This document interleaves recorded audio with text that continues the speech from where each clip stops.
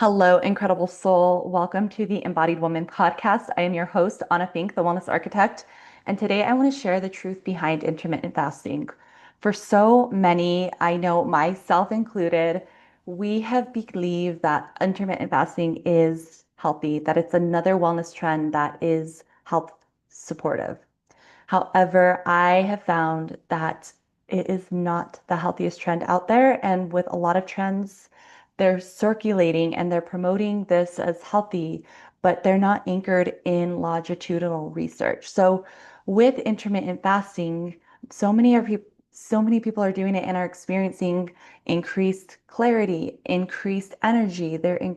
You're experiencing weight loss, they're experiencing improved stamina, whatever it is that they're claiming. And it's been praised for longevity. It's been praised for all of these different things.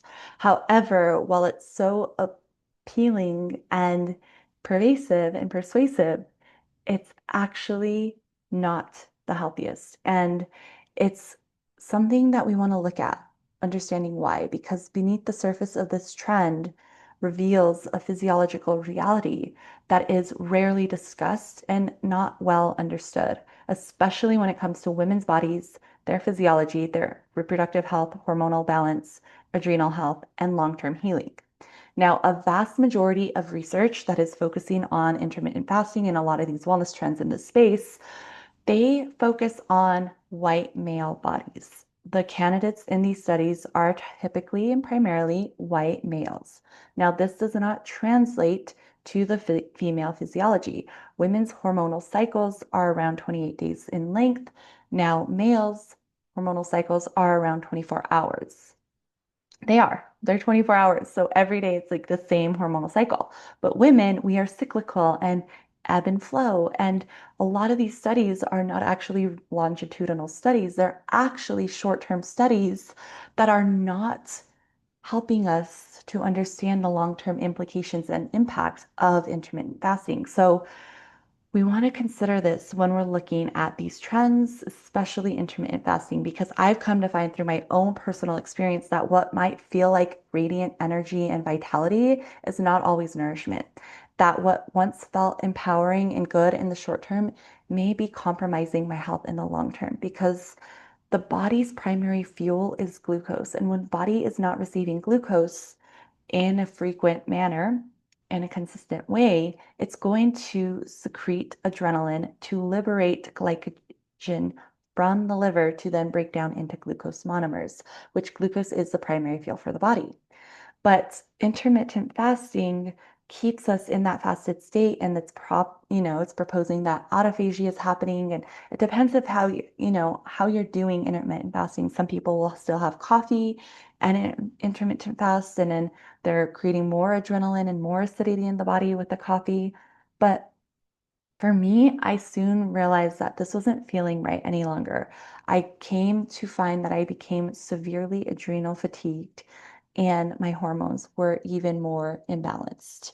So it's not immediately evident, but it is what I have been finding through speaking to other females and other individuals, especially when you're looking at intermittent fasting. Who is doing it? Are they healthy candidates? Are they healthy individuals? Because a lot of those who are struggling with chronic illness, mystery conditions, autoimmune conditions, whatever it is, those are the ones that are going to be most impacted immediately and see that impact from intermittent fasting. They're going to see that their energy feels off, that they feel more fatigued, that they feel worse in some ways. And so it's not immediately evident when you are healthy and when you have a strong immune system in a body that is very resilient and not a lot of toxic load, pathogenic load, all these other confounding variables that influence our health and our body's strength and resilience.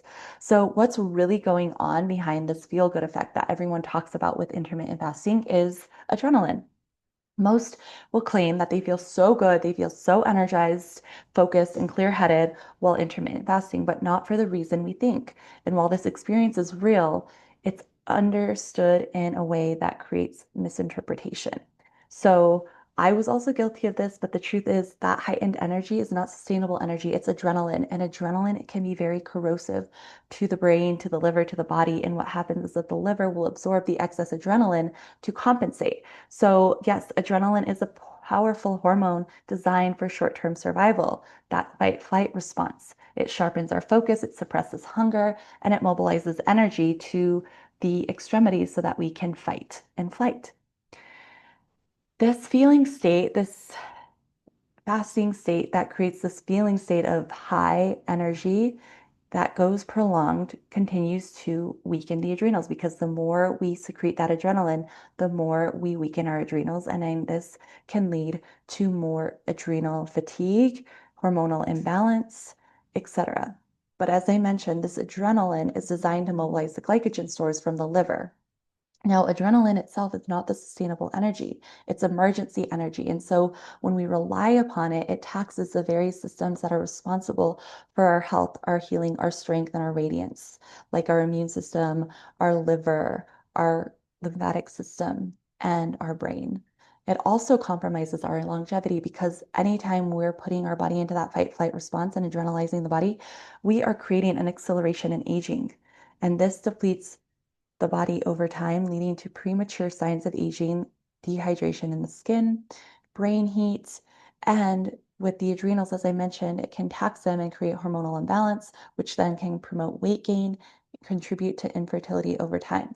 Now, a lot of people will see the weight loss right away with fasting, with intermittent fasting, because they're not having the fat in the morning that they once had. They're not having so many of the processed foods and they're not eating what they once were. But what you're doing when you put yourself into that fight flight mode, you're secreting so much adrenaline that that puts the body into fat storage mode. So while you see an initial diminished weight, you know, a decrease in weight, it's not going to last that long because all of that adrenaline affects the liver over time. And depending how healthy your liver is, the state of your liver, how overburdened, how sluggish it might be, that will determine how fast you put the weight back on later. Now, the body's primary source of fuel, as I've mentioned, is glucose. And so the human body needs glucose, not fat, to run. And it actually needs glucose more often, so every 1.5 to 2 hours. Glucose is foundational. And if we're not getting that glucose, the adrenaline is surging to release the glycogen. Now, when we're not getting that glucose and our primary source of fuel, the body starts to go into the state of overdrive and fight flight, which then creates a lot of stress and duress on the rest of the body and the liver. And we need that steady stream of glucose to focus, to be present, to nourish our adrenals, our liver. Every single organ depends on glucose for our survival and its functioning. And when we compensate and just adrenalize the body, that compensation comes at a cost. It's not the body adapting, it's just compensating. And when you look at the adrenal health is so critical for everything and everything, anything and everything. It's so critical for our hormonal balance. It's so critical for our reproductive health, our fertility. It's essential for our circadian rhythm and our sleep.